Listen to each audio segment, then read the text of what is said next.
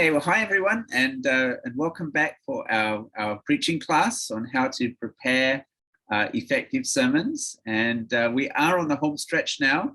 We've just got this lecture tonight, and then there's one more to go. And probably the hardest part is behind us. What we're going to be doing tonight is I'm going to be walking you through my own sermon preparation process. Now, I've laid out a model of how you would do your preparation, starting from your prayer, reading the passage, thinking about the content and the context and the big idea and the big aim and the application. We've gone through that whole thing. I've showed you how do you structure the talk, how do you put it all together, right? So now it's a chance for you to see how I do it, right? And I'm not necessarily saying that you should do it like me, right? There are more than one way of approaching or implementing the model that I've presented to you. And what happens over time is we tend to eventually work out our own kind of dynamic or intuitive approach. So when you're starting out, when you're learning a skill, it's very important to have a very, very kind of clear model. I do this, step 1, this, step 2, this, step 3, this, step 4, this, step 5. But eventually, once you've gone through that enough times, you just kind of just know it, and you can just do it. And you might do multiple steps at the same time or in different orders or this kind of thing. It's a bit like driving a car, I guess. When you're learning to drive a car, you've got to be conscious of every single thing that you are doing, right? And you've got to think, okay, first I need to, put on my indicator, take off the handbrake, check the blind spot, is it free? And then, okay, then I will put my foot on the accelerator, turn the steering wheel, and then off we go, right? But I imagine that none of us particularly do that now when we're driving. We just get in the car and we drive, and it all just happens, and we get from one place to the other. And sometimes if you're particularly tired or your mind is occupied on something else, then you get from A to B and you didn't even really think about, I wasn't even really concentrating there, and here I am, I've arrived already. So eventually the preaching process can become like that once you've done it many times. And you might end up with your own kind of style of preparation or order or whatever. So that's my kind of disclaimer, I guess, right? I'm just going to show you how I do it. And you might learn things from how I do it, but I'm not necessarily saying that you have to do it exactly the same way that I do. Right? So I'll kind of walk us through it, and then you can ask questions along the way and think, why do you do that, or etc. And hopefully that will give you better insight of how you can do it for yourself. Right? So let me share my screen, and we're on page 55 of the notes. And of course, the first thing you do is prayer. And I've said this many times during the course, but it's really important when you're preaching that you saturate your preparation process with prayer. I mean, not just at the start, but all the way through the process. And you probably find actually that if it's a particularly difficult passage, you might find yourself praying a lot. I mean, I don't know how you've been feeling as you've been preparing your assignments on Colossians and so on. There might be many times when you just stop and think, and just think, I need to pray. Lord, show me what this passage is saying. Lord, help me to be able to persevere on this task or this. So prayer is really, really, really important. And that's always the first thing, the last thing, and every step along the way as well. Now, of course, I guess the next step after that is really you need to work out what you're preaching on. And this is one of the good things about expository preaching is you don't have to think, I'm going to do this topic on COVID this week, and then next week I'm going to do a topic on depression, and then the next week I'm going to do a topic on money, and then I don't have to think like that. My preaching schedule it's pretty easy to work out, right? I'm going to preach the book of Colossians, right? Then I need to divide it up into sections, into smaller blocks that I will preach one by one. So how would I break up the book of Colossians if I was going to preach through the the entire book? And that's usually the best way to do it. You preach from the beginning of the book to the end of the book. So say a book like Colossians, I think your first sermon would be on Colossians 1 verses 1 to 14. That's probably the first kind of major section, right? So you've got Paul's introducing himself, and then his thanksgiving and prayer. That seems to be kind of one unit, and that would make sense to preach that together, right? Then the next unit, if you like, is the one which we've been doing in our class, 15 to 23. So I'd preach that as the second sermon, second week. Then the third week, this is some of you are doing this passage, I'd preach chapter 1, verse 24 down to chapter 2, verse 5. My next sermon, I'd do chapter 2, verse 6 to 15. Now, it depends how many weeks you want to do. I mean, sometimes you might think you want to have larger sections. You could combine some of these. So I do know some who would preach, for example, verse 6 all the way down to the end of the chapter. You could do that. You have to cover a fair bit of ground, but you could certainly do that. But I think I would do 6 to 15 as one sermon, and then 16 to 23 probably as another sermon. And then I've got chapter 3 verses, I'll probably do chapter 3 verses 1 to 17 as a section there. And you can see this is all about your now Christian behavior, put to death certain things, put on certain things. So I think that's a unit, and I'd preach that together. And then you can see the next unit is really about, our households. We've got, wives and husbands, children and parents, slaves and masters, and so on. That seems to be a unit. So I'd preach chapter 3, verse 18 to chapter 4, verse 1.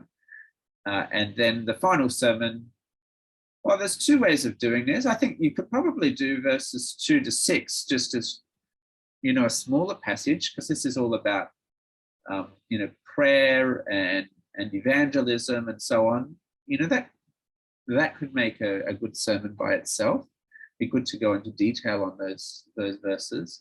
And that leaves you the final part. And this is verses 7 to 18. And this is all the final greetings. And you think, well, what could you preach about all the greetings at the end? Well, that's actually a lot that you could learn and preach from the greetings at the end. And I have preached this passage, just Colossians 4 verses 7 to 18.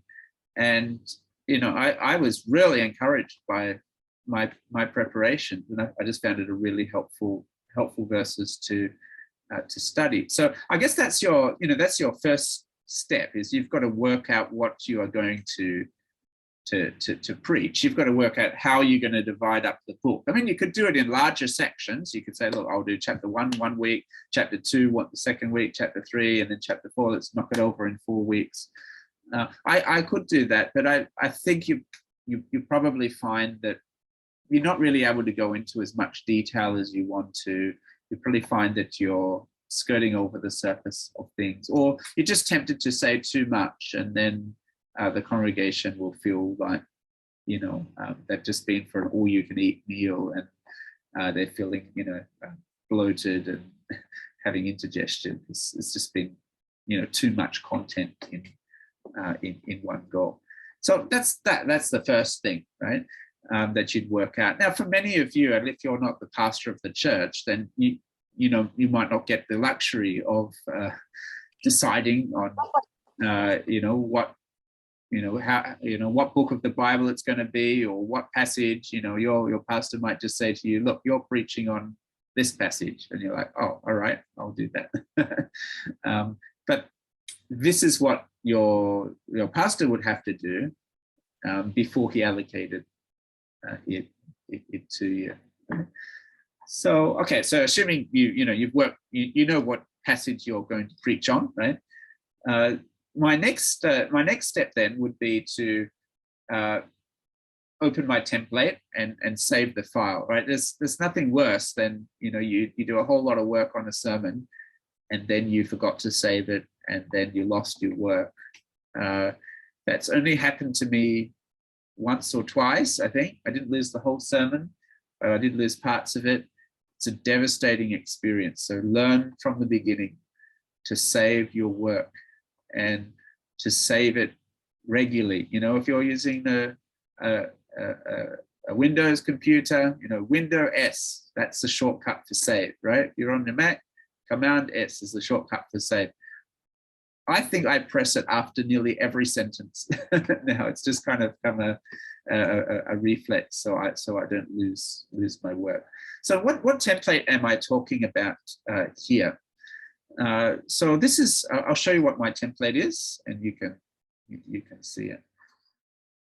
Okay, so I've actually saved it as a template in Microsoft Word, so I don't have to type this out every time. I can just hit New Document, and then I can click it, and it'll open straight up. So you can see my there's my template there.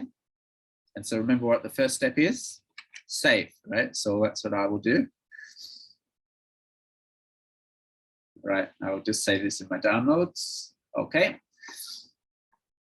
And you can see it's just got a series of headings here. This template, I need to add the application heading on the end here. And this basically matches up with the model that we've had. So we can see this is going to be the title of my sermon. Whatever Bible readings we will read before the sermon is preached. Big idea, big aim. That's ultimately what I want to work out. And I've got introduction, context, structure, passage notes, and application, right? So essentially what I'm going to do is I'm going to try and fill out that template over time. So of course, the first step I'm going to do here is I'm going to get my passage, right? Let's use Colossians 1:15-23 as an example. So I'll just copy my passage into my document. Yeah, right, like that. And I tend to put the verses in bold italics so it stands out from the words that I write about it, right? Okay, right, now there are other things you could do at this point. I mean, if you had been to a Bible college, you'd learned Greek and Hebrew and all of that, then you could put Greek and you could translate it and all of that. I'm not going to do that for you here. I think just pasting the English is enough. And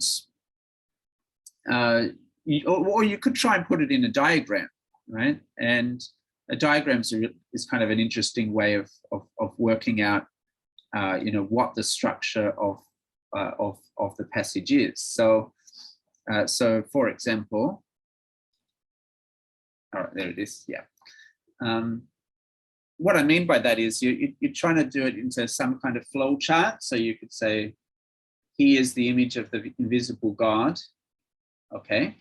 The firstborn over all creation. That's kind of like, it's kind of lining up. It's another description of who he is, right? For by him all things were created. So that's 4 is kind of explaining about these two statements here. So I'm going to indent that. In heaven and on earth, right now it's kind of giving more detail about this. Visible and invisible, thrones or dominions or rulers or authorities. Okay, so that's kind of summarizing. All things were created through him and for him. That's kind of a new idea by itself as well.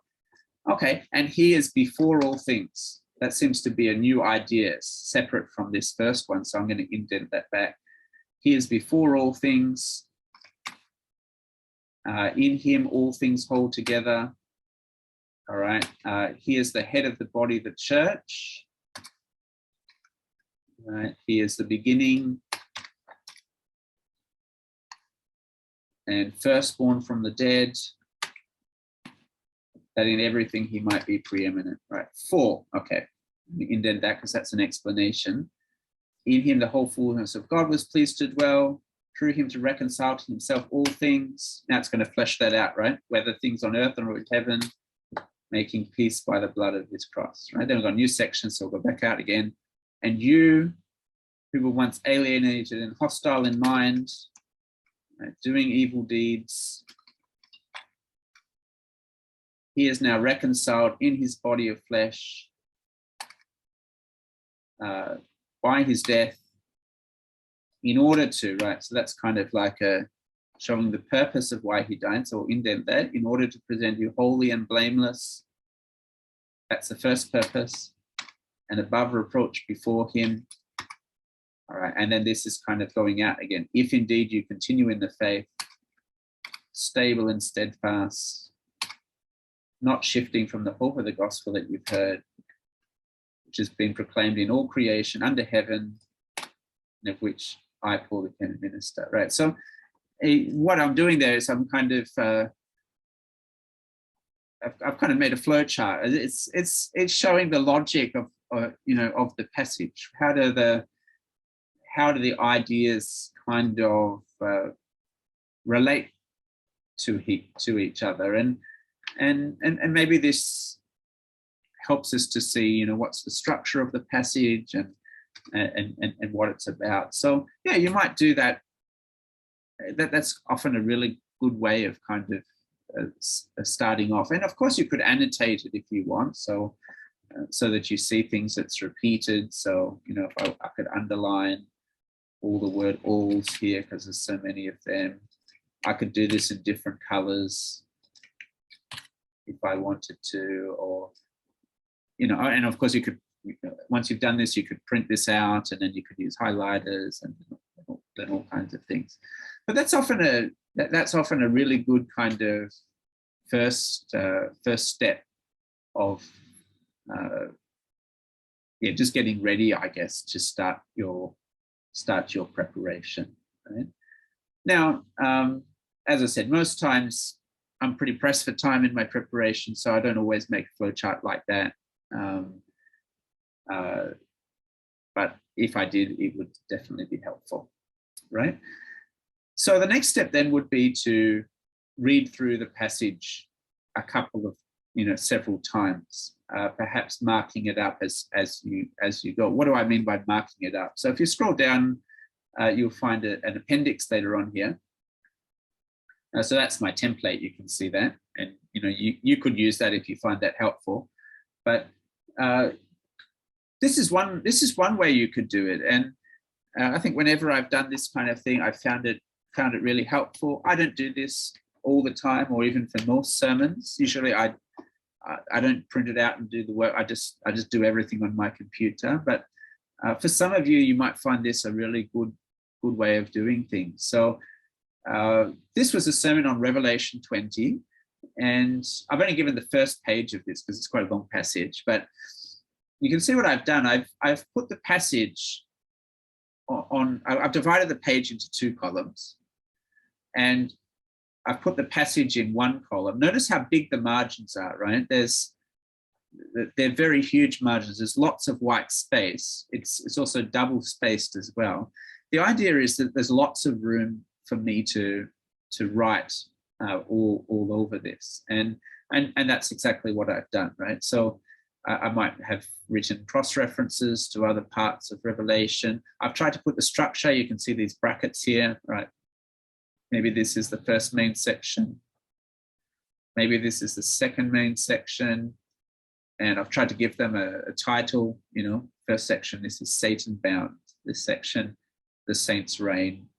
I've written various notes down the side here about things that I found interesting. And you can see I've highlighted things in different colors here, like seized, bound, whatever. There's some kind of helping me to just kind of see similar ideas, maybe that are repeated. So that might be helpful for you, especially if you're a very visual thinker and so on. That can be a really good way of doing your preparation. But as I said, often I don't so much do that. What I do is I'd read through the passage a couple of times, and I've already pasted the passage here. So I'll read through it several times. And then really my first step is I'm going to try and work out what the structure is. And that's what you've been doing for your assignments. You've been, one part of the assignment is to work. I've asked you to tell me what's the structure of your passage, divide it into sections and give each section a title. Now, you've heard me preach my sample sermon on this from last week, so you'll know what my sections are, right? My first section here would be Jesus is the supreme Lord of creation.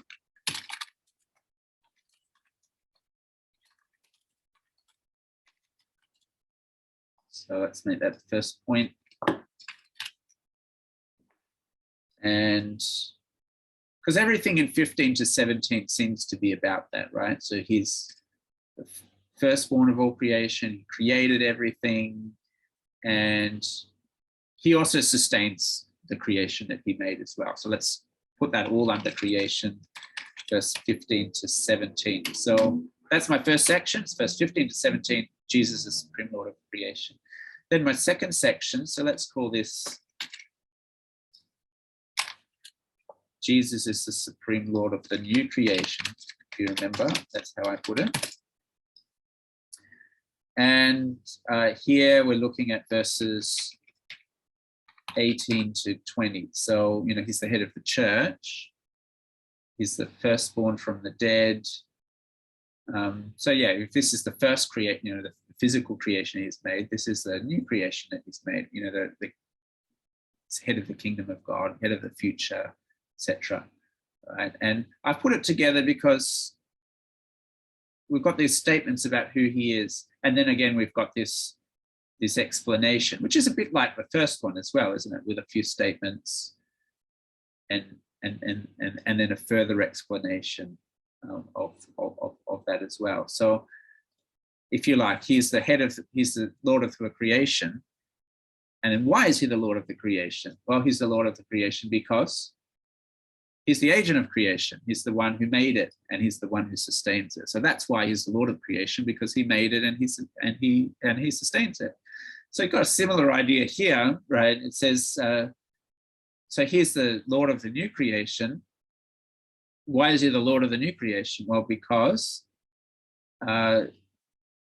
he is fully God, and he's reconciled everything to himself through the cross. So yeah, let's just provisionally take that as our second section, and that leaves the third section here. Let's call this 21 to 23. So let's call this the supreme Lord of salvation. I think that's how I put it.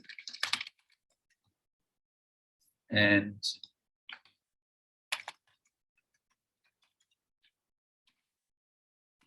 we'll just say 21 to 23 for now, but I guess we've got to think about what we will do with this verse 23, this if indeed you continue in the faith, stable and steadfast. This seems to be a really important verse that's maybe hints at why he's writing this, or his aim in this passage is that he doesn't want them to shift from the gospel that they've heard, the gospel that he's proclaimed in all the world, right? He wants them to hold fast to this gospel. So, possibly that verse could be kept separately, but never mind, let's for now, because we're just really at the very start of our preparation and we haven't really done much thinking about it yet. We'll just leave it together, that's okay. So he's the supreme Lord of salvation because it's talking about how we were evil, but now he's brought us to him. Now I could at this point also divide it up a little bit more, right? So if I wanted to, I could say kind of like A, right? Image of God, 15.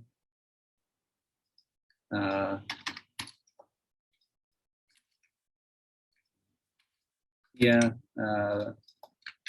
firstborn.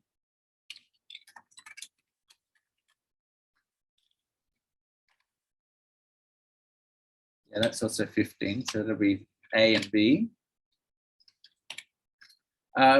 For by him all things were created All right, so let's call that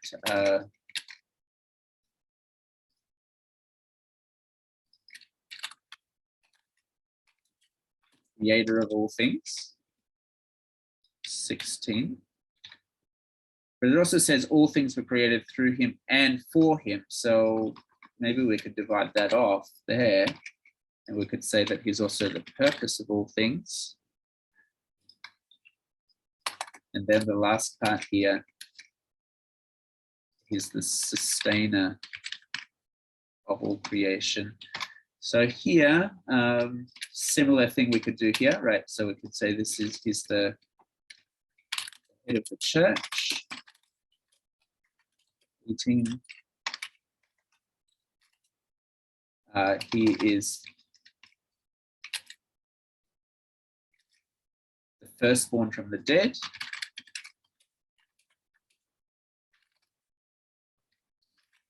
He is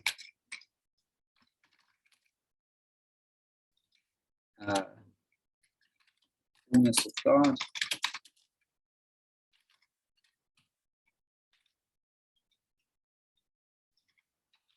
And maybe here he is the reconciler of all things, verse 20. All right, that's good. So now we've just got the last point. And let's see, right? So you who were once alien and hostile, doing evil deeds, he's now reconciled through his death. So, okay. So let's say that the first part he's talking about our past. So before we were reconciled to God, this is what we were like. And then this is the present, because it says you were once like this, but now it says he has now reconciled. So this seems to be our present state.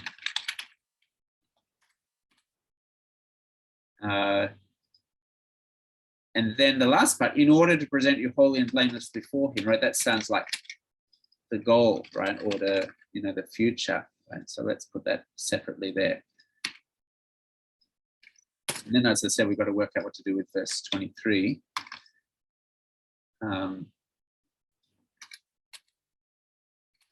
Maybe this is a good point to separate it off. And we'll just say, if we hold fast. That's 23. Okay. So you can, I hope you can see what I'm doing there. I'm just trying to break down the passage logically into to its sections, and then even into subsections as well, and just see how this thing fits together. I haven't written a whole lot at this point, but once I've done this, okay, I already feel like I've got a bit of a sense of what this passage is about. Like I said, it's kind of like three main ideas, and I can see how these sub ideas is kind of leading to those bigger ideas. And I can already see that this is where I want to end up in terms of my main application, if you like, at the end here. So that's how I would start off with doing things. As I said, I would read the text and I would work hard at trying to get a provisional kind of structure. Now, depending on what the passage is, you might find that really hard. I'm not saying that this is the absolute best way of structuring Colossians 1:15-23, and you're going to get it perfect on the first time. Maybe you probably won't. If you're not very familiar with the passage, you probably won't get it right the first time. But it's just trying to have a go at it it's one way of just trying to get into the passage and start thinking about how it fits together. Yeah. Let me just pause there. Any questions you'd like to ask about anything so far? This might seem to be a bit little easier with the epistles and perhaps the New Testament. But how about for those book like Psalms, do we take the same approach? Some of it are like poetic language, and so do we apply the same things to Psalms? Yeah. Yeah, it's a great question, and of course, different books. I mean, different Bible books will be of different genres, right? And so the way that a different genre is structured is different. I mean, this is an epistle, as you said, and it's one of Paul's epistles. And in fact, all the epistles are the same. They have a very kind of tight logical argument that they are making. And so you can, as we've been studying Colossians, we're trying to see, what's the issue that he's addressing and what's his argument that he's making to kind of address that issue. But if you're reading the Psalms, that's not how Psalms work. I mean, Psalms is songs or poetry. So, let's just have a look at an example here. Psalm 46. I think this is probably one that we are reasonably familiar with. God is our refuge and strength, very present help in trouble. Therefore, we will not fear, though the earth gives way, though the mountains be moved into the heart of the sea, though its waters roar and foam, though the mountains tremble at its swelling. Now, you can see how that's laid out there. There's a paragraph break there. So the editors, at least of this translation, think, okay, that's the first stanza, right? And then this seems to be the second stanza. So here we've got, a picture of chaos and raging waters and so on. And here everything's peaceful. There's a stream in the city of God. God's in the midst. You won't be moved. The Lord of hosts is with us. The God of Jacob is our fortress. And it's Selah. Now, we don't know what Selah means. It's probably some kind of a musical term, but sometimes this term is used to indicate structural breaks in the Psalms. So then we've got a third stanza here. Come behold the works of the Lord. And we end up here, be still and know that I am God. I'll be exalted among the nations. And then we've got this refrain coming back, right, which we've seen here. The Lord of hosts is with us. The God of Jacob is our fortress. The Lord of hosts is with us. The God of Jacob is our fortress. So that's kind of repeated again there at the end. And notice the Selah is there. So the way we're looking at poetry then is very different. So we're noticing, okay, there's a refrain here. That's obviously important. There seems to be 3 main stanzas here. So you'd probably divide it up. Stanza 1, verse 1 to 3. Stanza 2, 4 to 7. Stanza 3, 8 to 11. That's how I'd divide up, this particular passage. Now, if you're looking at Old Testament law, right? Say you're looking at the 10 Commandments, what would you do then? Exodus 20. Well,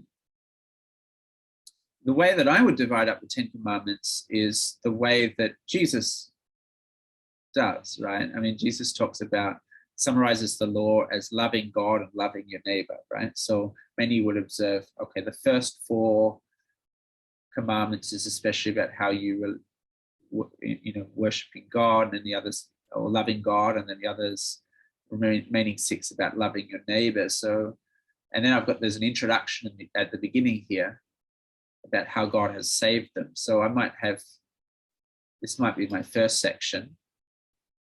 It's like the introduction to the 10 Commandments. Then the second section is probably going to be from verse 3 to 10, the first 4 commandments. And then the final section, 12 to 17. Now, if I was going to keep preaching on, then I could also look at what was their response to it. Okay, that would be 18 to 21 here. So,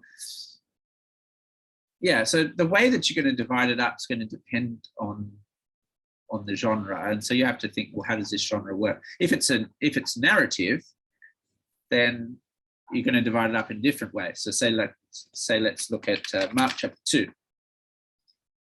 Jesus healing the paralyzed man. Now, how does narratives work? You usually have a context, a setting, then there's a problem, rising tension, there's a climax, and then there's a resolution. So here, if we were to draw that, the setting, right? So yeah, we've kind of got a setting here. He's in Capernaum. There's lots of people. They can't get in the door. He's preaching the word to them, right? Okay, so that's probably the first section. 1 and 2 is the setting, right? Then next we have the problem, right? They bring the friends bring the paralyzed man to Jesus, right? And then let him down in front of Jesus. Okay, there's the problem. There's a paralyzed man that needs to be healed. But then we have the rising tension, right? Because Jesus doesn't heal him. He says, son, your sins is forgiven. And they're saying, who can do this but God alone? And so on. So maybe that's the next step. Then we come to the climax where Jesus says, look, which is easier, to say your sins are forgiven or to say get up and walk? And so he says, I say to you, pick up your bed and go home. Right? That's really the climax, right, of this story. And then the resolution, right? So he picks up his mat and he goes home, and then we have the response of the people. All were amazed and glorified him and said, we've never seen anything like this. Now that's a rather short episode, but if it was a longer episode, say for example, in chapter 5, this one with healing a woman and Jairus's daughter, this is an interesting one because we have Jairus comes to him first saying, look, my daughter's ill, come and heal her. And then it's interrupted. We have an episode in the middle with Jesus healing a woman who's had a flow of blood for many years. And then while this is all happening, Jairus' daughter dies. And then we come back to raising Jairus' daughter at the end. So you can see how it goes from Jairus, and then the woman with the blood, and then with Jairus. That it's got a 3-part kind of structure to it. So every text will have its own unique way that the author wants to divide it up to make their purpose. So we just have to be aware of the genre, but then also be aware of how the author is doing it. Because even if you look at the Psalms, the way that the Psalms are structured is very different from one from another. If you look at narrative, it can be quite different one from another, and so on. So does that give some idea of how to approach it? All right, let's keep going then, and I'll show you what I would do next. Okay, now the next thing I would do is I'd actually just start writing as if I'm writing the talk, right? So sometimes different of us will have different ways that we work things out, right? So some of us will like to kind of get everything in our head first, right? We've totally understood everything, and then only then we start, writing it down. Others of us will think as we write, yeah. And so I'm the second type, right? As I start writing things, I start understanding things. So the things I write initially might not be very helpful. They might in the end be deleted. But the way that I think is actually as I put pen to paper, so to speak, right? So that's what I do. And I remember that my goal here is I'm actually trying to prepare a sermon, right? So when I'm taking my notes about the passage, I don't write them down as if I'm writing a commentary or as if I'm giving a lecture or as if I'm anything like that. I actually write my notes as if I was preaching them. And often as I'm writing them, I'll be saying them out loud. It's my children, my wife will find this very amusing. They'll see me in my study, and there I am, kind of preaching to my computer screen as I'm typing. I mean, they're used to it by now because I've been doing this for a long time. But what I'm getting at here is that the way that we speak is different to the way that we write. Yeah, and simply by saying it out as you write it, you get a sense for how it sounds, right, to people, right? And it's an interesting exercise, actually, if you've, once you've written your first sermon, to think, okay, now I'm going to turn this sermon into, say, an article, that is going to be printed in the church newsletter or something like that.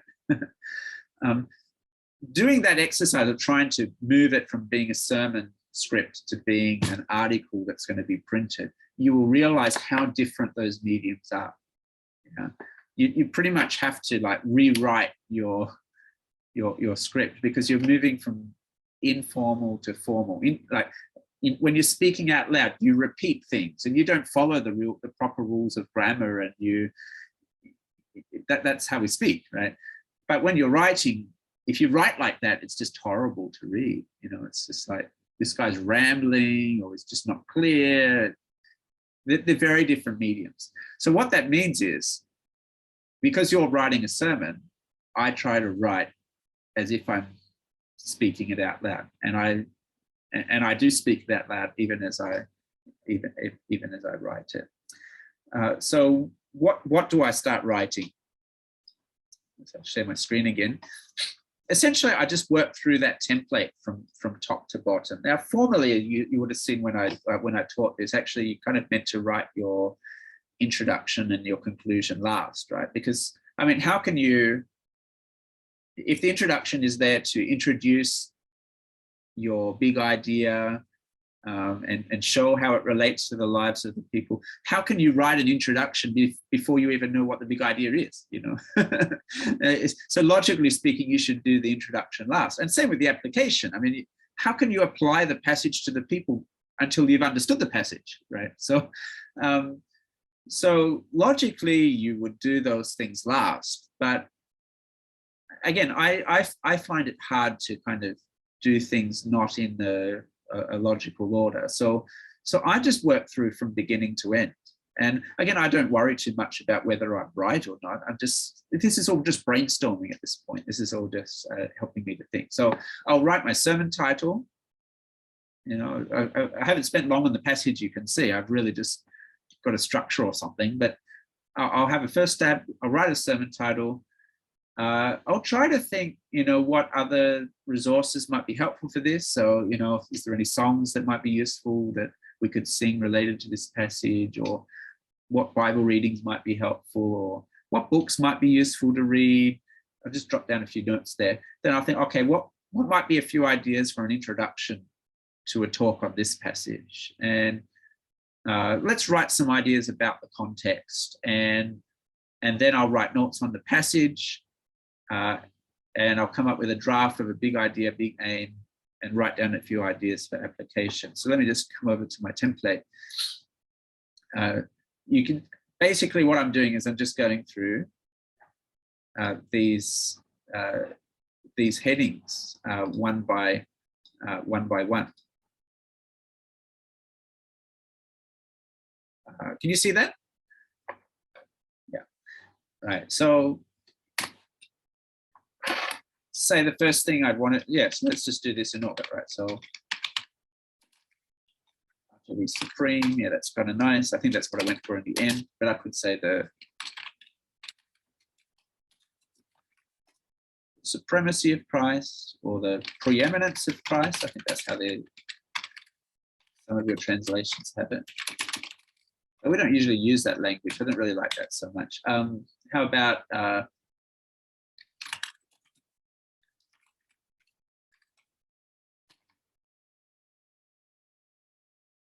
Jesus is everything? Yeah, okay, yeah. Doesn't matter, just a couple of ideas. So Bible readings, of course, Colossians 1:15 to 23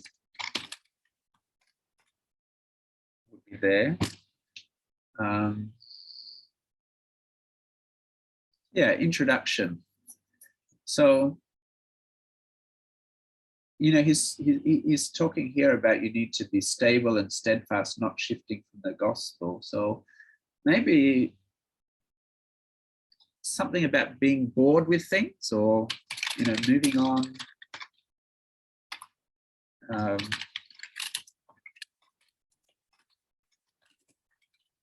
First time I preached this passage, the example I used was of my one of my children. They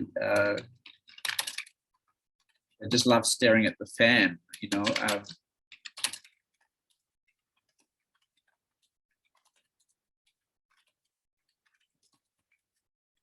You know, they'd be entranced by it, you know. They could watch it for hours, you know. But you know, when she grows up, I don't, you know, when my child grows up, I don't think they're probably going to spend too much time staring at the fan. I don't spend much time staring at the fan. So, you know, something that was once very interesting is now not that interesting anymore. So we're always on the quest for something more exciting.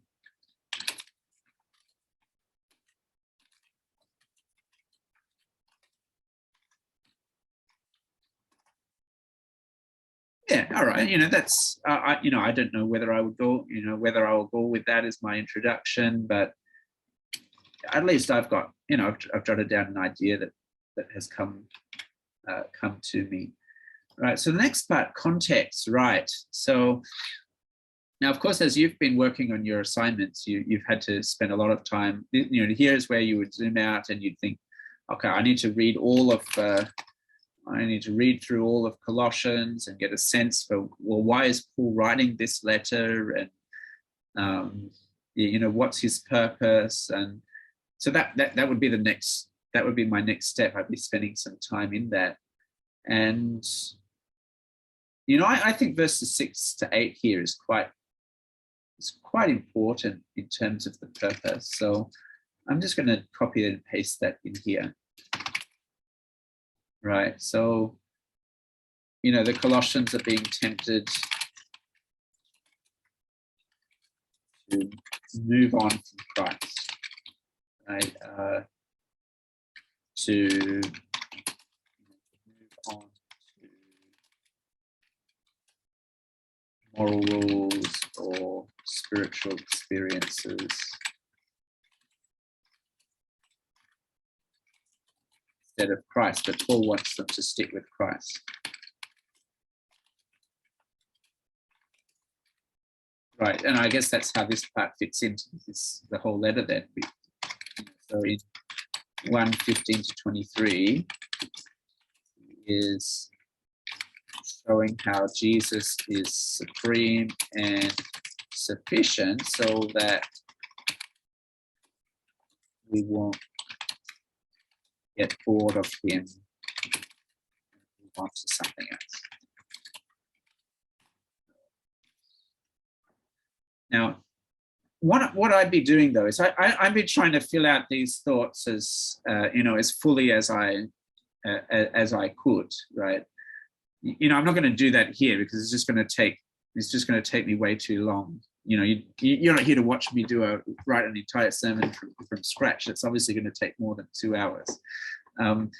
But you can kind of get a sense for the process, right? So, yeah, I might come up with multiple ideas. Or I might write down lots of things there. I'm not saying all of that's going to get into my sermon. It might not, but I'm just writing down what I know. So the next step would then be the passage notes. So here, I've already divided it up a little bit. So here, I just start writing my sermon, right? So firstly, see that Jesus is the supreme Lord of creation. Verse 15, he is the image of the invisible God. Okay, well, what does that mean? Well, first thing I think there is God's invisible. He is the image of the invisible God. So you can't see God, but if you're looking at Jesus, then you can know what God looks like. So in that sense, does this mean that Jesus is revealing God to us, the God that we can't see? So that if we know Jesus, if we know who Jesus is, know what God is really like. And you might remember when I gave my sermon on this, I think I used an illustration, right? I think I was talking about how, if you look at my children, you can immediately know that they're mine because they look just like me.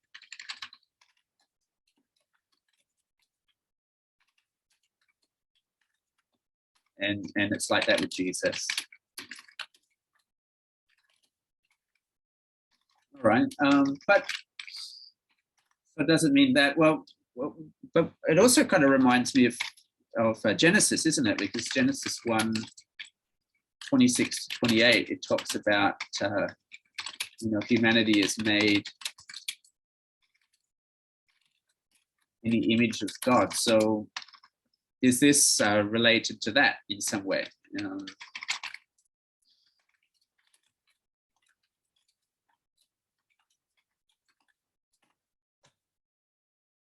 Right. So, you can see this is the brainstorming stage. So that's why I'm happy to just write down,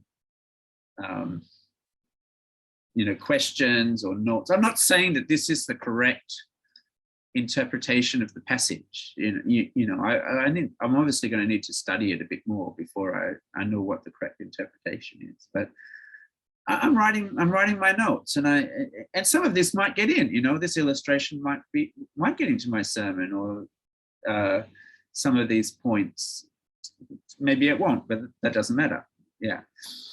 So I'd work through that, and I'd work through to the end in a similar vein, including the application.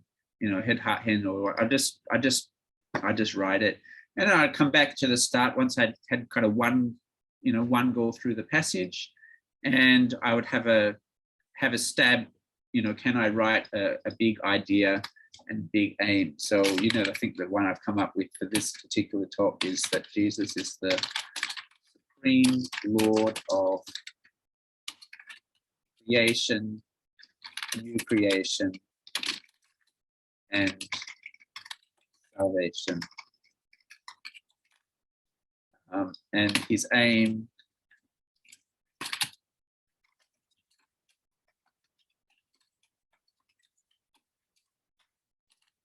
to not move on,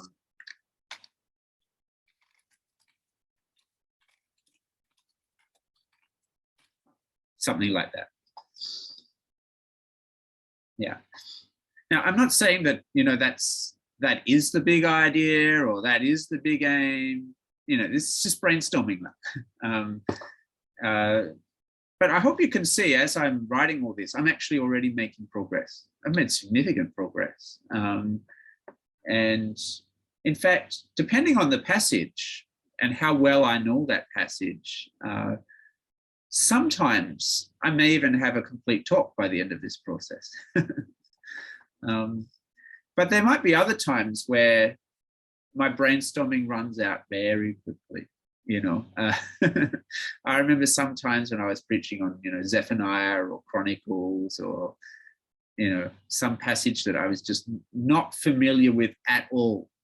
And, my whole brainstorming process might have been over within 10 minutes or 15 minutes. I broke it up, didn't really have any idea what it was about. I jotted down a couple of notes here and there, but I hadn't really got anywhere.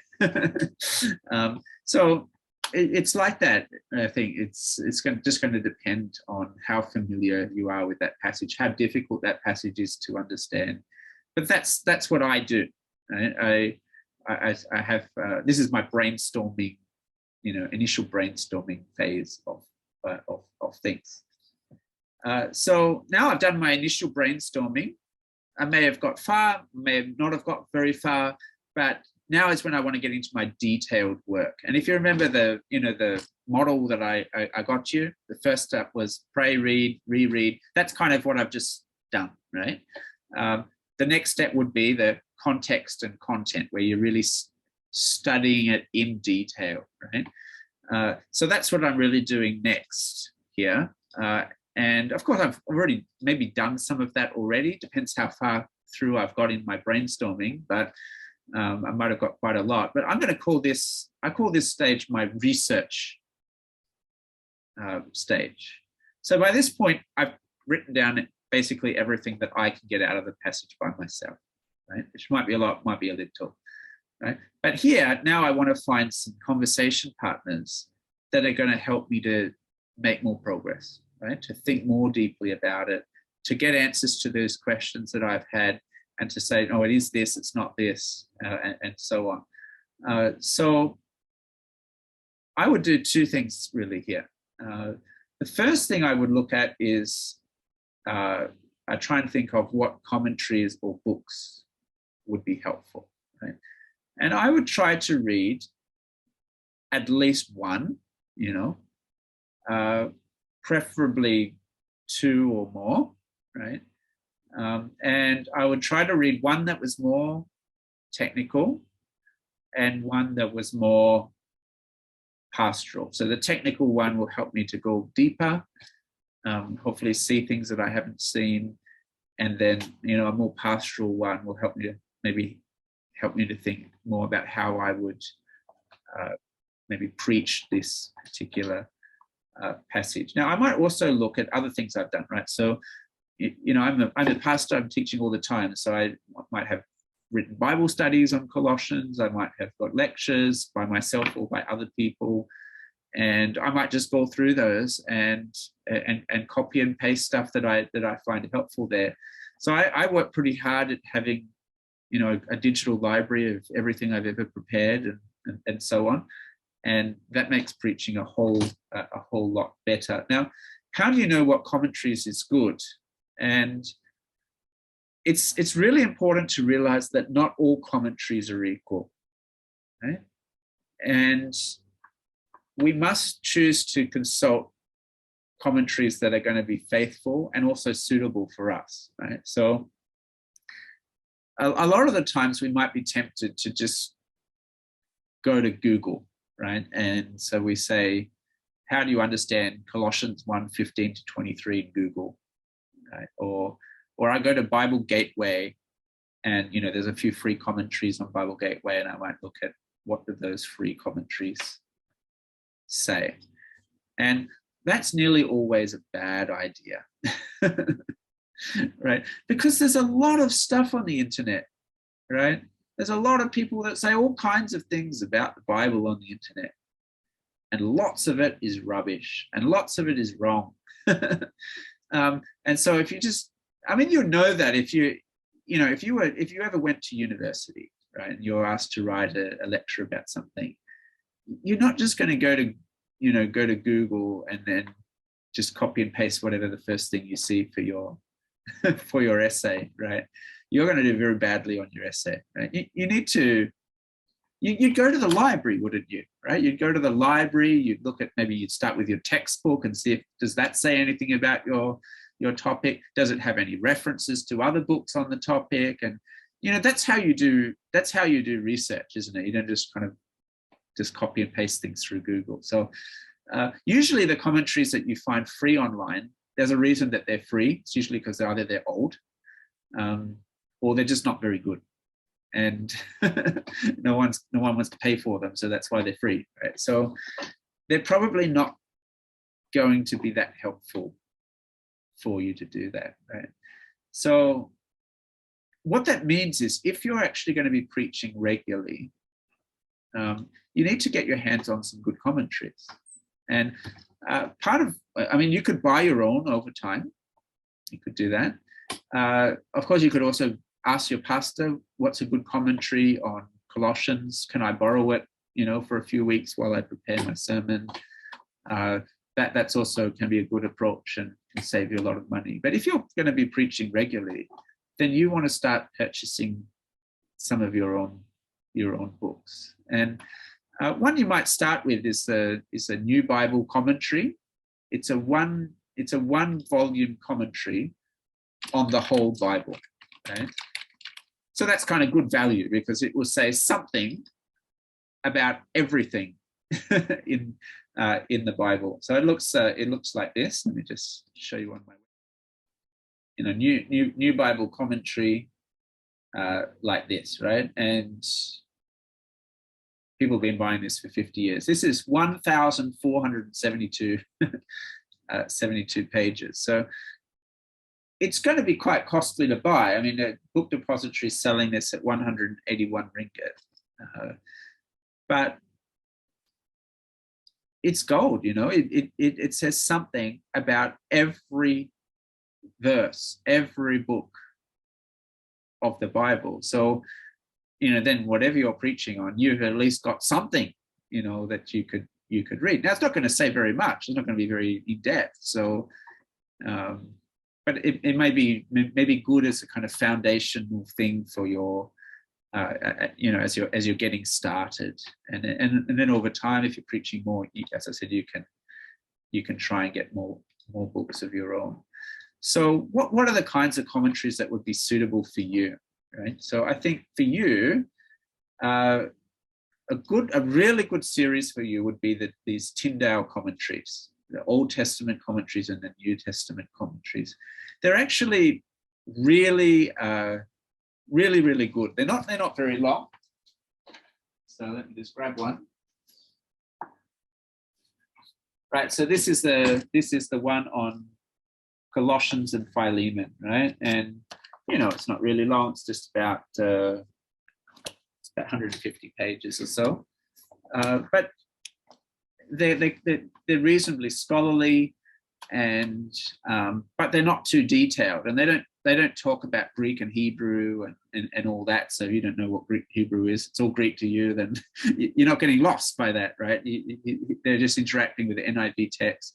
So that's a really good one. The other one is the Bible Speaks Today commentary, and especially the New Testament ones are really good in that series. The Old Testament ones, they're a little bit more hit and miss, but the New Testament ones are really good, mostly written by John Stott, who is, you know, one of the greatest, or probably the greatest preacher of the 20th century, I would say. And a lot of those commentaries are essentially his sermons. So they're very accessible because, as I said, they were his sermons turned into book format and so on. And he's a very logical thinker. So they're deep, but they're very accessible. So I'd say, you know, those are really good ones to start with, probably, if it was you, right? So, but if you're looking for things that are more technical, or go deeper, or you've got a particular question, then you talk to your pastor, or you can look at some of these websites, right? Bestcommentaries.com. Actually, it's not a bad website for getting recommendations. Or there are these books that, you know, survey all the various commentaries and tell you which one's good and which one's not. So, you know, that could be handy as well. So yeah, it's don't just Google. Try to go to some trusted sources, which will really help you along the way. So I've written a lot more here about how do you build a library, what are the kinds of books that you'd want to have. You can read those in your own time. The other thing I'd say here is it's really beneficial to get yourself some Bible software, right? If you're going to be, you know, teaching God's word regularly. I mean, it saves so much time. You saw what I did then, right? When I was, you know, all throughout this class, I've been using my Bible software, which is Logos Bible software, right? And so it's very easy for me to copy and paste things into my document. You can also see all these, you see all the little A's and B's. So if you had a study Bible, for example, these would be all the footnotes that are in the bottom of it. But I can just click on it, right? It says, "He is the image of the invisible God." I can click the eye there. I can just hover over.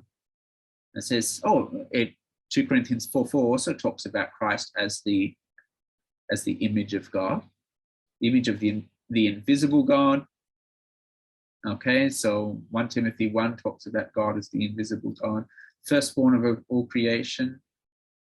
Right, so there's a verse in the Old Testament. If I wanted to look up the whole chapter, I could just click on it. It will immediately open it up and I can read it. So it's quite easy to navigate. I can search for things if I wanted to. And the other great thing about Logos is it's not just Bibles. I mean, you can see all these various books I've got here, but if I could purchase all my commentaries and so on in here. So if I wanted to find commentary on Colossians, where would I start? Well, I recommended the Tyndale series. So why don't we open up that? I've already showed you the physical copy, but I've got the digital as well. So it's very easy to navigate, and I can just go to my passage and I can read through the commentary. And if there are things I find helpful here, I can just copy and paste that into my document. Yeah. Now, you have to be careful, right? This is one thing I would say, and I've made some of these comments as you've done your assignments. We must beware of doing plagiarism, right? So don't just copy and paste and use it as though it was your own words or something like that. I think you start off by putting it, at least put quote marks on it and say, put some reference on it or something like that, just to remind yourself that these are not your own words. This is what someone else said about it.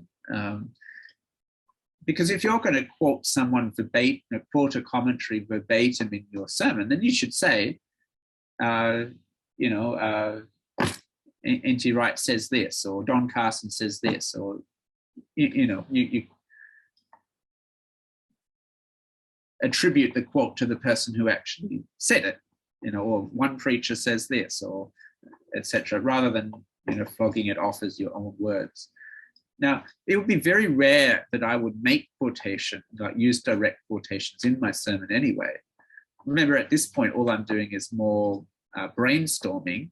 Right? So I might copy and paste this in, but at later points, I'm probably going to try and put this in my own words, right? So rather than using his words, I'm going to try and write it out in my own words instead. And that's probably what's going to get into my sermon. Because you've got to remember, again, there's a very big difference between preaching to people and writing a Bible commentary. I mean, if you read out a Bible commentary in a sermon, that's going to be profoundly boring. It really is. That's not how you write a sermon, right? So, so if you find things that are useful from commentaries, by all means, copy and paste them into your notes as you're doing your preparation, but don't preach them, whatever you do.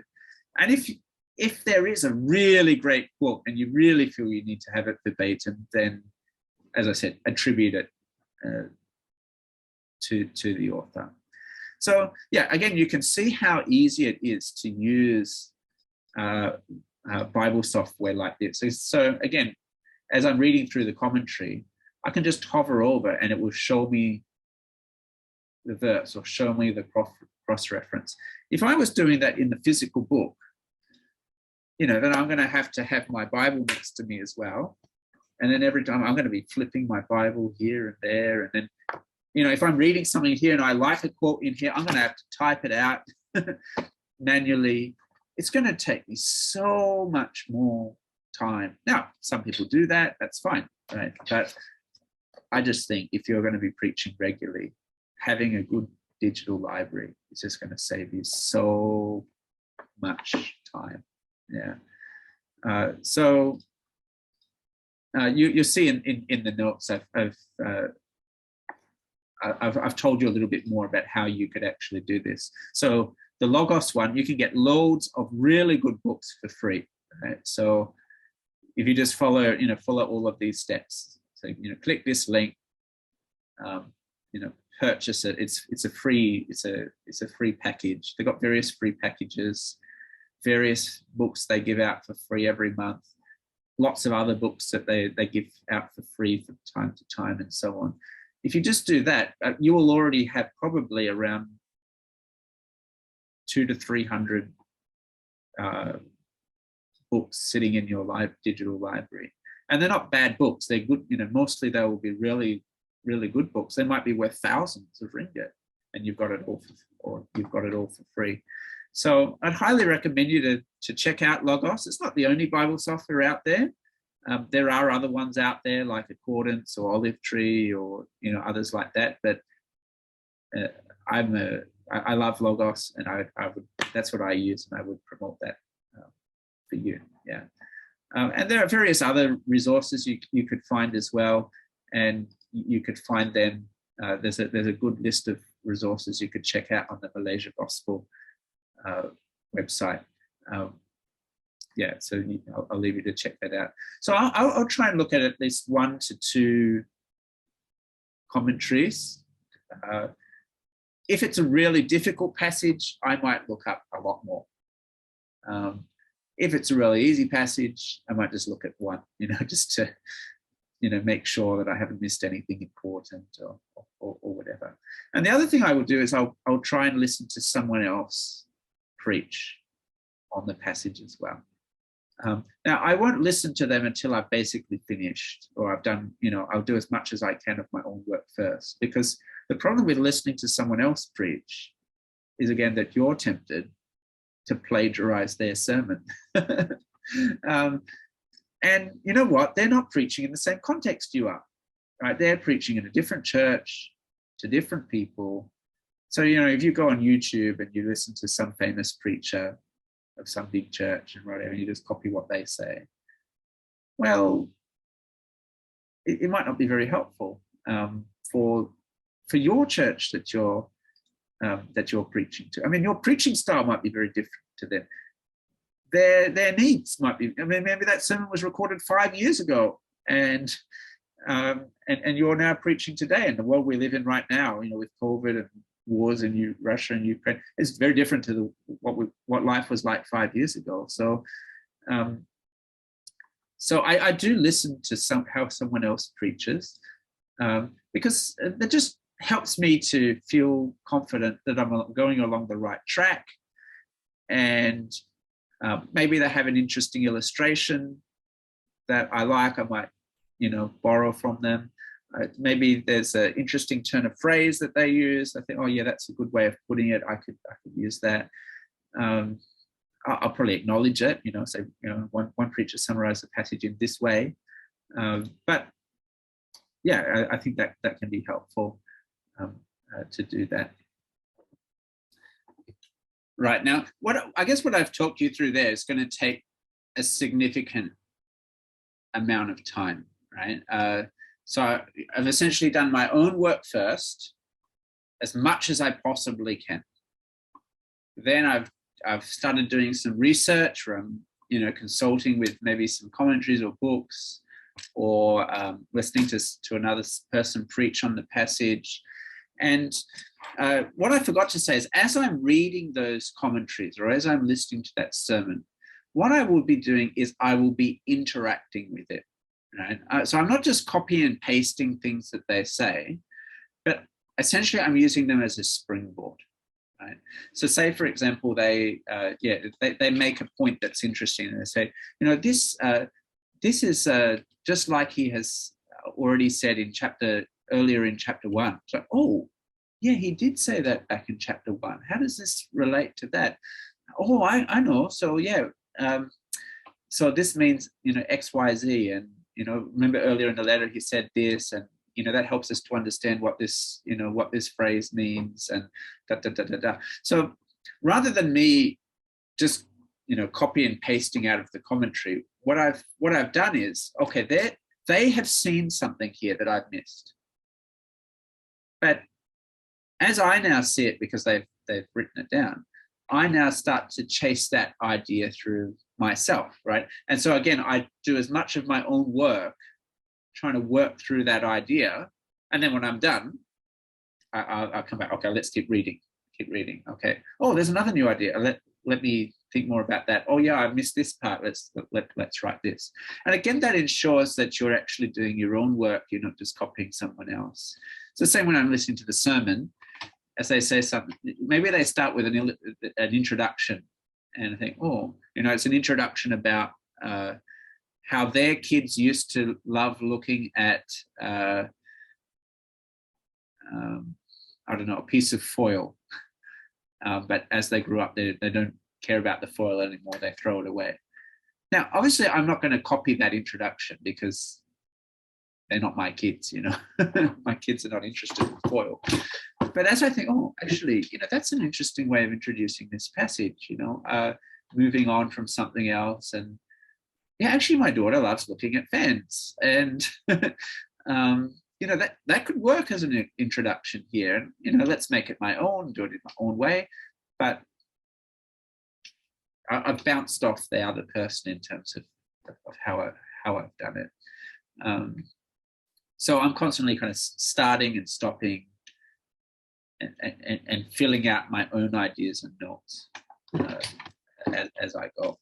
Now, eventually that process is going to end, right? Because, you know, I need to preach on Sunday. I need to have a talk. So I need to, at some point, you've got to stop researching and start writing the thing, right?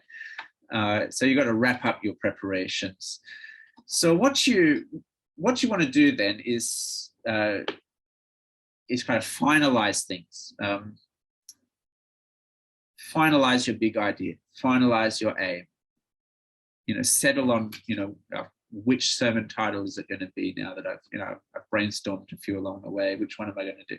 Okay, might have a few ideas for my introduction. Which one am I going to pick? And you know, what's going to be the final structure of my talk? You know, what are my points going to be, and what are my application points going to be? So, you know, I've got this whole page with, you know, full of notes, and you know, depending on how fully I've worked through this, I might have many thousands of words here. You know, this might have 3, 4, 5, you know, 5,000 words on it. But I can't say all of that. I need to boil it. I need to actually settle on what am I actually going to preach. So I'd come back to the start here. I think, okay, let's try and revise this down to something final. Revise this to something final. Same with the introduction. Let's just pick one of these ones, and etc. Right? And at that point, I'm going to open up a new document to write it. Sorry, there's one more thing I would do first, and that is before I start writing the sermon, I might try and think of interesting ways to communicate it, because well-chosen words can say a lot, right? So say, for example, the main theme here is being utterly supreme. It might be worth thinking, how can I actually say that in kind of really memorable, you know, rhetorically clever ways, you know, utterly supreme, ruling forever, sovereign over all, Lord now and forever. And you see how that's going to be so much more memorable and impactful than if I'd said, you know, Jesus is utterly supreme over all things. Yeah, Jesus is utterly supreme over all things. I say Jesus is utterly supreme, ruler over all, sovereign now and forever. I've actually used pretty much the same number of words, but the rhetorical impact of it is so much greater, because by using those, you know, really short, punchy phrases and then piling them on top of each other like that, it paints this wonderful picture of how great Jesus is. So that can be really helpful with preaching. You know, before I actually go to write the thing, I look over my points, I look over my verses, and I think, how could I say that in an impactful way and in a concise way? Very, very often in preaching, less is more, right? And if I can say it in a short, punchy way like that, it's actually going to probably be clearer and more impactful than maybe if I had a whole paragraph of more commentary-like language. Esther, you have a question? Yes, Pastor. Coming to the language or the specific words or the right word to use, you were mentioning. How about we are using, let's say, my common Bible that I use, ESV, but Yeah. I see in the Message Bible they have a better. I'm just using as an example. The understanding is much easier because it all depends on the group that I'm going to relate my message to, right? Yeah. Whether they are well educated group or average or below average group. So how about that? Can we quote or can we take examples from the Message Bible and put it? Because I found it was funny, but I was thinking, but if it is, I'm going to use this Bible verse to speak to people not so very well highly educated, will make a lot of senses. Example, Pastor. I took this verse for in Christ all the fullness of deity lives in bodily form. That's what NIV says. Yeah. But in Message Bible it says, but that's not the way of Christ. Everything of God gets expressed in him. So you can see and hear him clearly. Then it says, this is the funny part. You don't need a telescope. You don't need a microscope. You don't or a horoscope to realize the fullness of Christ and the emptiness of the universe without him. You understand what I'm trying to say? So if I were to use these for my assignments, that these are the things I was taking time to think, will you accept it, or is it right thing to say, then you say is the Message Bible, no, I don't accept it, I only accept ESV or NIV.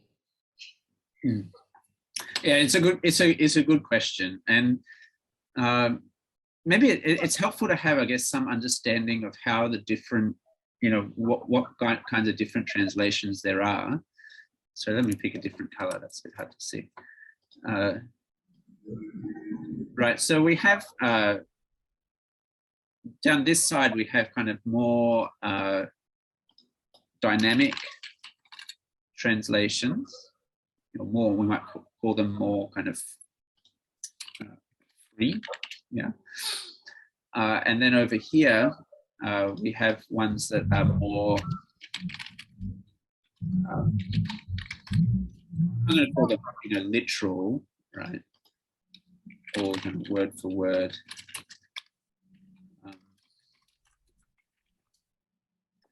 So there's a whole spectrum of different kind of translations that we will that we'll find. So the most literal ones, down this end, right here, you have like your New American Standard Bible. As you read the New American Standard Bible, it's like you're reading Greek. It's English, but the word order and everything it's following very closely on the Greek word order. It's not how we would say it in English. So, it gets you a good sense for what the original actually says, but it might not be very clear to understand. So ESV is quite up here. ESV is designed for people who have a university education. So it uses kind of vocabulary and style that it would assume a university educated kind of audience. So for example, it might have some very long sentences or more difficult vocabulary that we might not be familiar with. The NIV is of course is more dynamic than the ESV, but it still sticks quite closely with the original.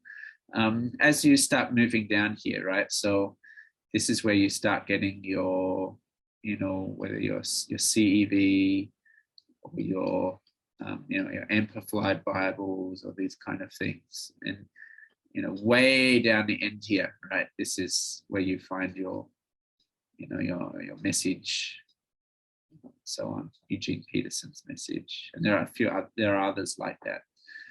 Now, which is best? Well, in a sense, it depends on who your audience is, right? Because if I give the example like this, you are trying to explain what the sermon was about. The way that you explain what the Sunday's sermon was about to a child might be very different to how you explain what the sermon was about to a professor of theology. The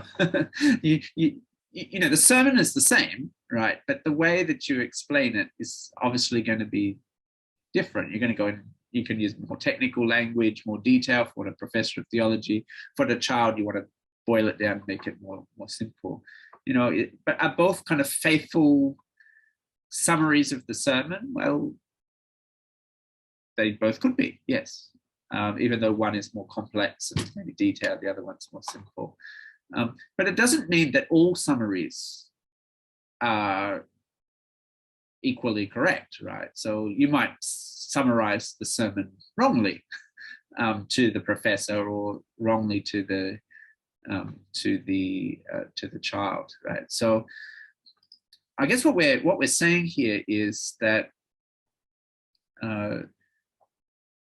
generally we will have a translation that our church uses, and I think you, as a default, you want to use one that is basically the highest for where the congregation is at. So NIV assumes that you've been to school, right? So finished into high school. So that's going to be suitable for most of us if we're native English speakers. So that's why most churches will use NIV. Now, if you're speaking to a migrant community, then I think, CV or as children, that's okay. I think the message is not really a translation. You can just tell, right, from what you read from the NIV and what you read from the message. They're just so different. They're not really saying the same thing at that point. Can you look at other translations to get a sense of, is there an easier way of saying this or a more interesting way of putting this? Well, of course you could, but you need to be careful, especially if you're going to take it from the message, because you need to realize that it's not necessarily a good translation. In fact, many times the message is a poor translation of the original. I don't think I would quote from that very often, if ever. But that's not to say that you can think for yourself. How would you put this? How would you explain this in a different way or a simple way? Like I was doing just then. Like I was saying, how else could I say utterly supreme? Ruler in all, Lord now and forever. Because I've done my preparation on the passage. I know what that phrase means. In everything he will be preeminent, or in everything he'll be supreme. I've studied the passage. I know what it means. So now I'm just thinking, how would I explain this in a way that's impactful or whatever? And so if I was to read the Message translation there, I definitely wouldn't say that, because I don't think that quite captures the sense of it. Does that help?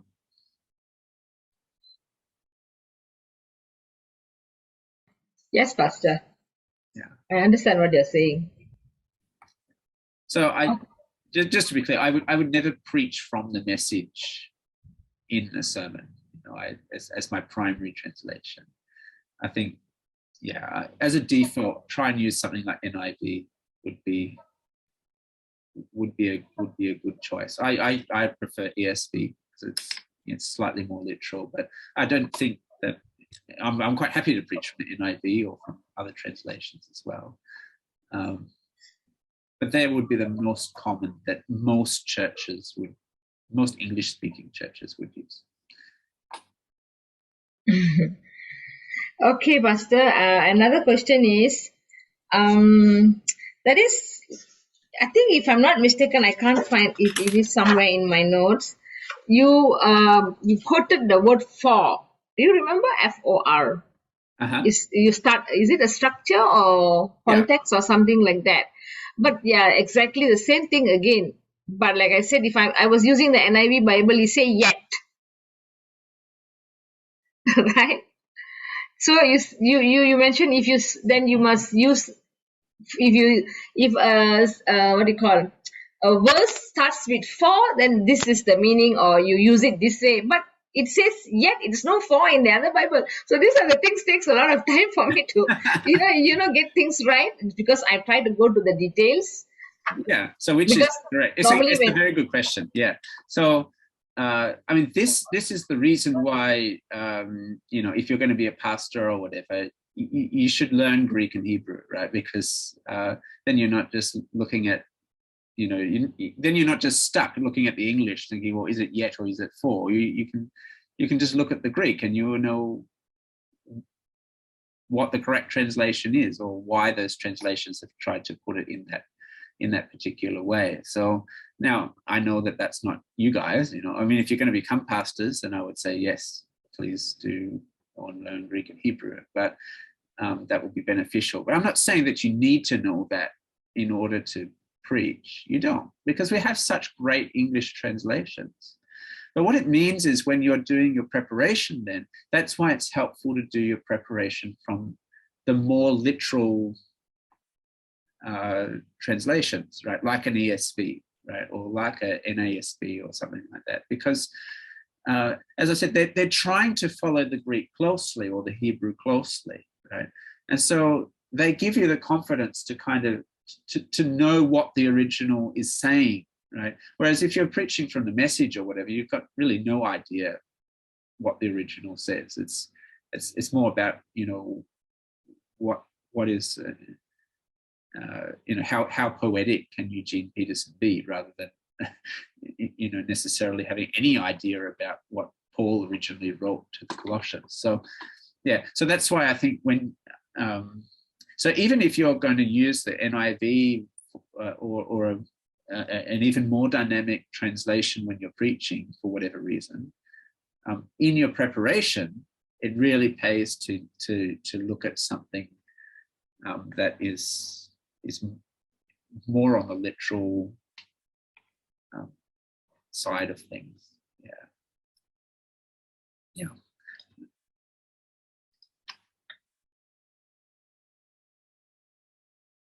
Does that answer the question? Yes, Pastor. All right. Thank you. Thank you.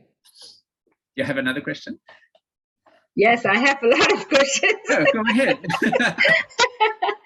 What's your next question?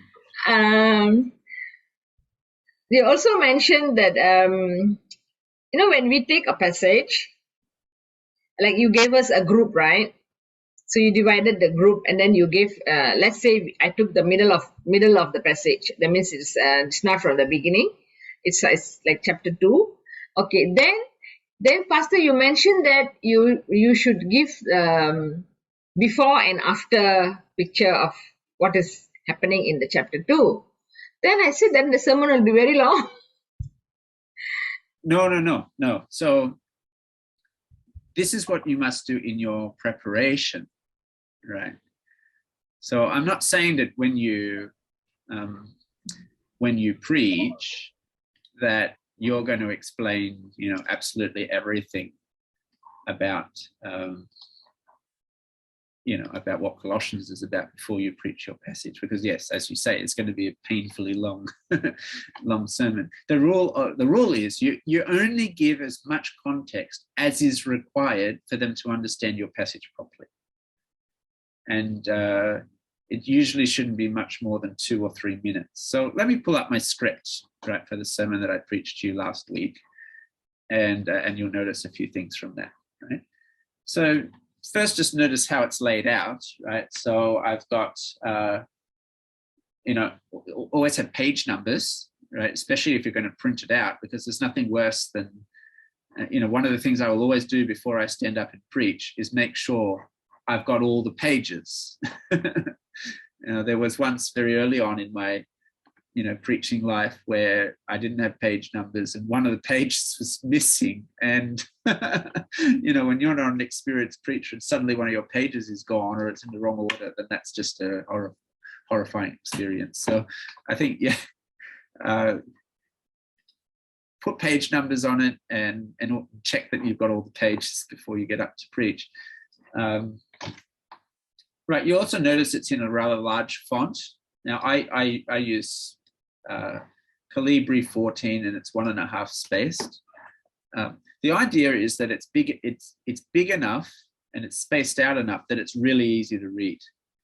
Because as we'll talk about next week, we want to be making lots of eye contact. If you're just, spending your entire sermon actually looking at your notes like this is terribly boring and not engaging at all. You want to be looking at the people.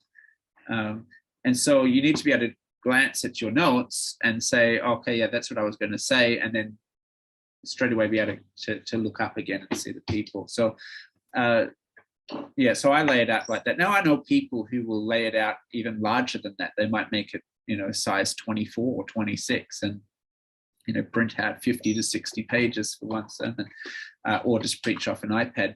I think that wastes a lot of paper. This works for me, right? So yeah, I've written an opening prayer.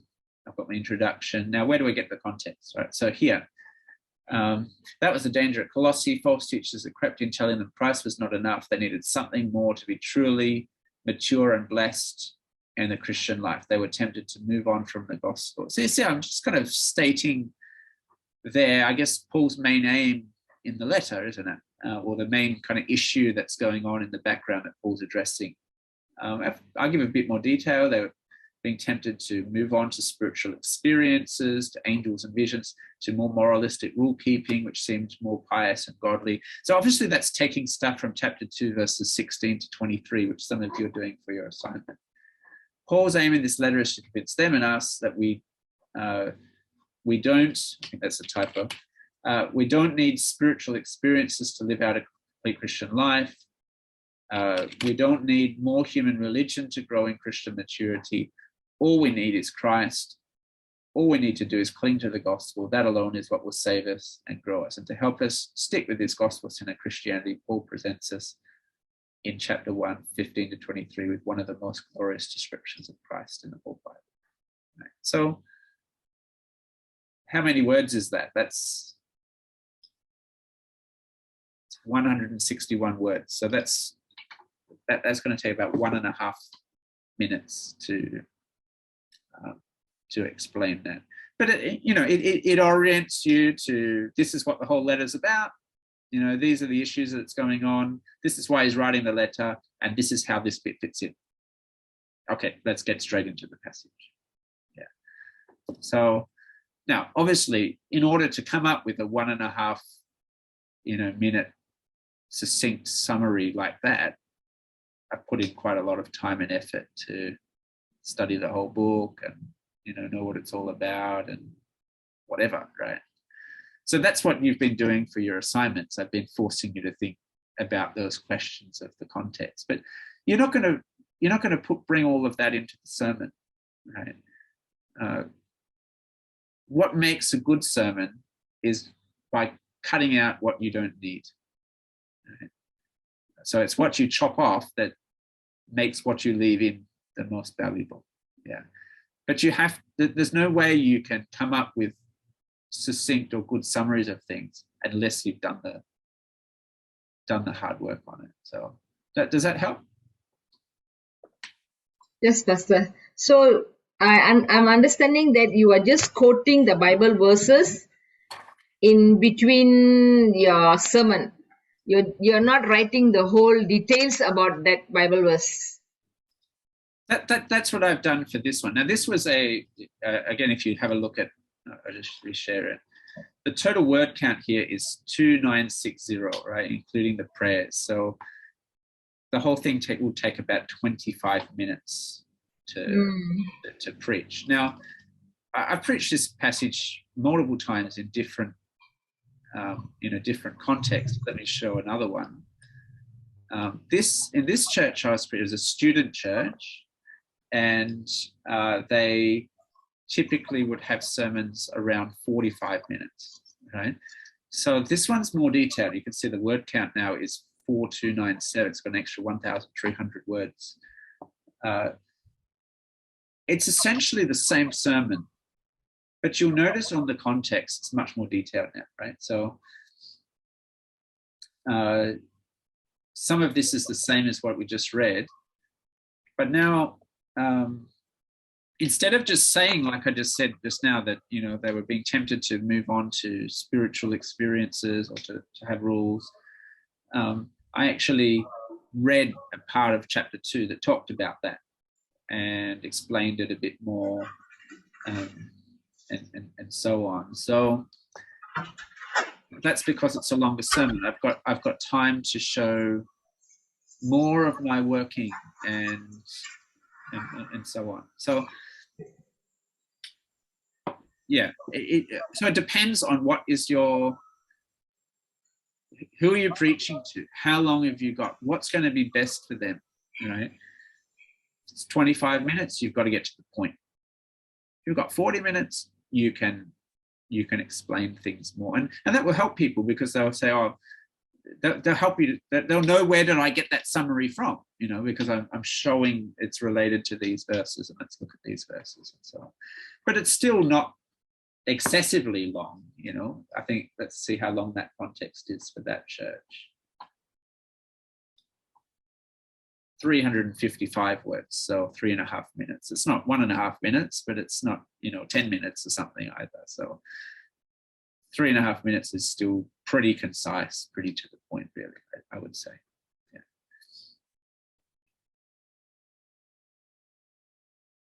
Thank you, Pastor. Thank you. Any more questions? No.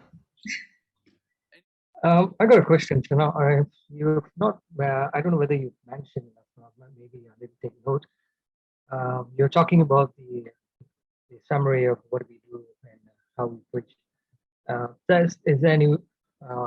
It's a two different thing where you read it, and it's another thing is you present it. In a sense, like if you read a passage, how you want to present it. His reading is like some people I have seen. I don't want to mention some names. So they go on the pulpit and they just read the thing, and instead of presenting, they just read out, and that's the end of the sermon. Yeah. So I as a preacher, I think you should present it. That's the important thing. How you present it is another different scenario. Yes. How is the rule plays, and I mean your experience, and I'm pretty sure you've done it in a large audience. And so how have you?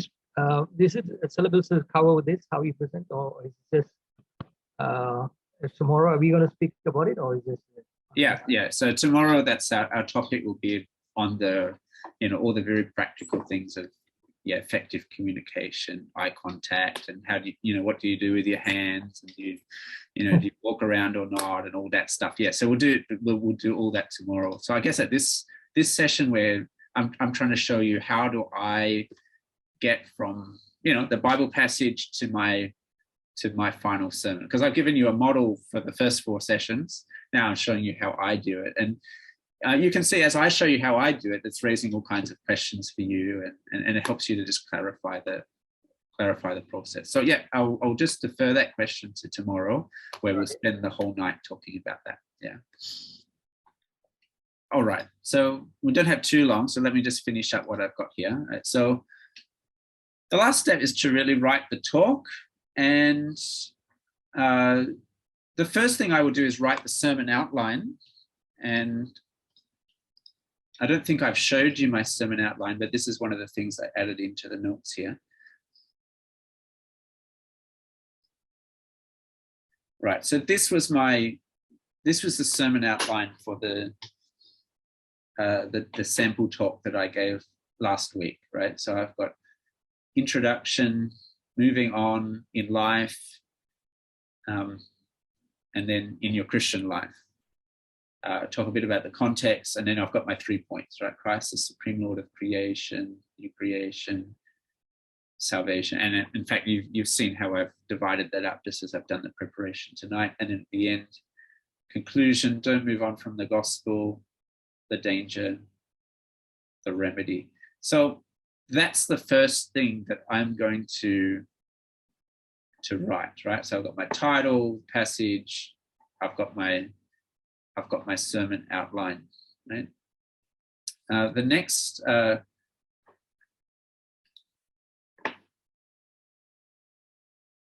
thing that I will do is then, write the rest of the talk around it, right? So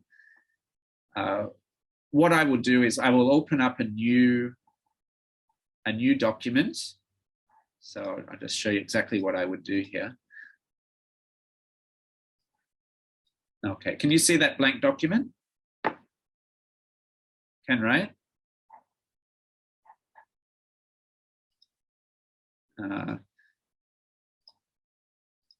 Yeah, and so this will be the beginning of my my full script that I'm going to preach.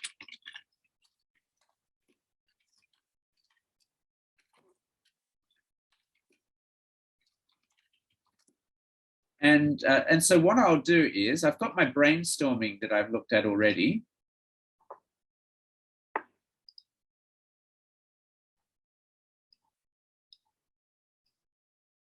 And I'll copy in my sermon outline first. So the thing that I just showed you now on here, the first thing I'd have here is this this sermon outline.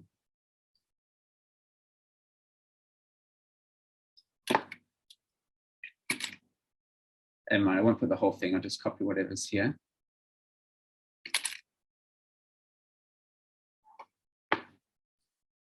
So I've got a blank document with with my sermon outline, and then I'll put all my brainstorming notes side by side here. Helps if you've got more than one monitor while you're doing this. And then I'll write out my my final script here. Yeah. Because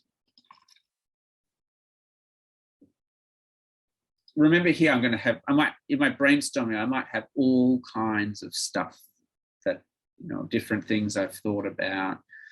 And, I've got this, this quote from this commentary and all kinds of things. Obviously, that's not all going to go in. So what I'll do is I'll read through what I've got for each section, and then I'll write that section, then I'll read the next part, and I'll actually write the sermon for that. Now, I might indeed use some of the words and phrases or illustrations and things that I've got here. I might even copy things, word for word across. But I'm starting with a blank document and writing the full script, right? So that will probably take me a few hours to do, depending on how comprehensive has been my research to that point. Now, the next thing I will do is I will refine the talk, and I would say it's always a mistake to preach the first draft of a talk, and it's always very tempting to do that. You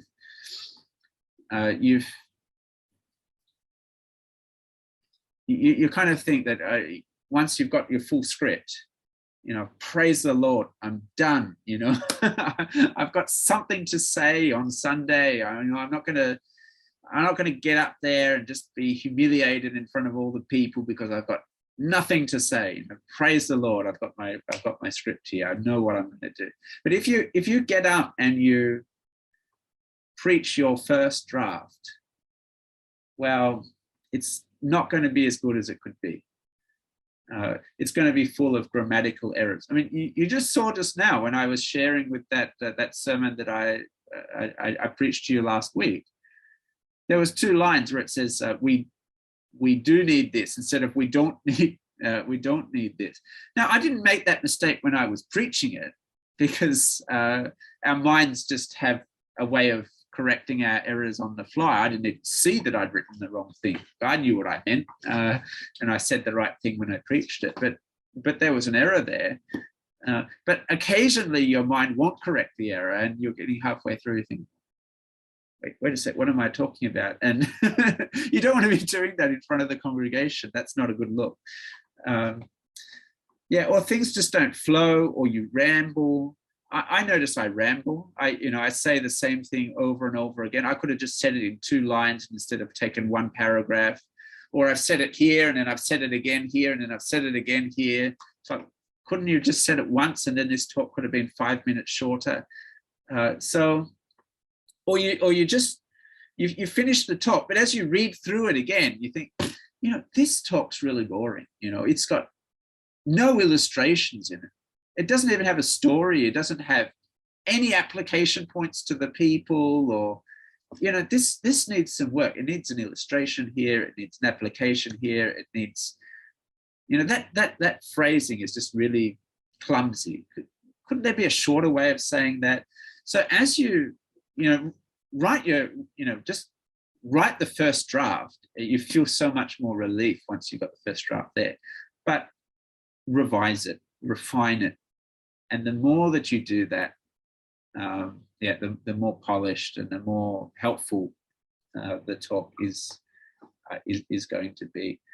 And I'll say kind of next week, as part of the preparation, you should preach it out loud a few times, and that helps as you might read through it and all sounds wonderful, but then when you actually say it out loud, you think, oh, actually this is not quite as wonderful as I thought it was.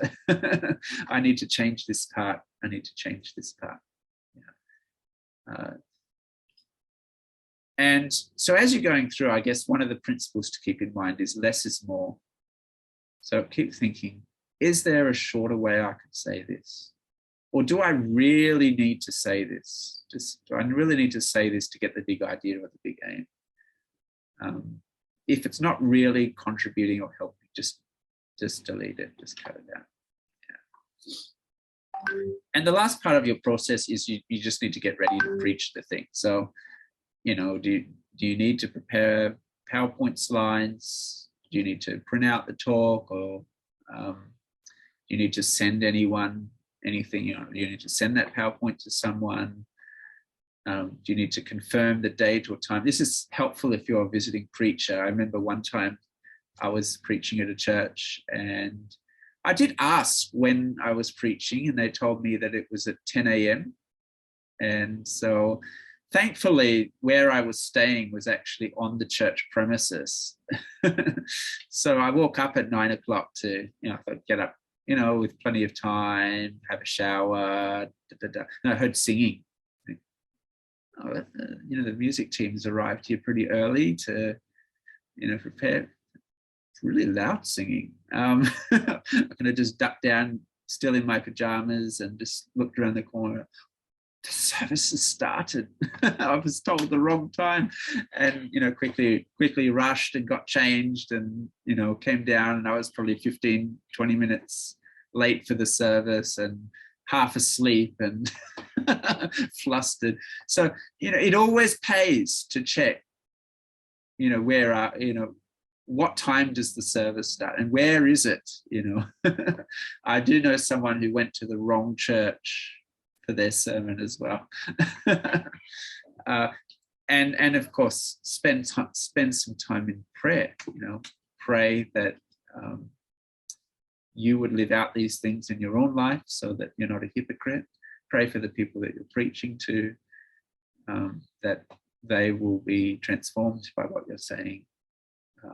Pray that the Holy Spirit will help you as you present all that you've done. So yeah, it's not just about getting the final scripts done. I guess there's then a getting yourself ready, or getting yourself in the right frame of mind to preach what you've prepared. That takes time, and that's important too, because I always feel disappointed when I've put in so many hours of preparing, understanding the passage and so on, and then I get up and I preach, and the presentation's poor. Yeah, because I just shortcutted. I didn't really familiarize myself with my script, or I didn't, revise the first draft or whatever. For whatever reason, I took some shortcuts, and then I got up and I preached, and it wasn't as good as it could have been. And that's always really disappointing, because you've put in so much work and it just hasn't hit where it could have. So so it always pays to not just think, okay, I've finished, praise the Lord, but let's refine it, and let's get myself in the right frame of mind, so that when I preach it, it really will be the best that I possibly can do. Okay, that's all I want to say tonight. And as I said, next week we'll talk about tomorrow night we'll talk about all the stuff of how do you actually communicate in an interesting way, and all of that, and all the practical stuff. And I'm sure you'll have more questions about that. So looking forward tomorrow night at 8:00. Yes. But let me lead us in prayer.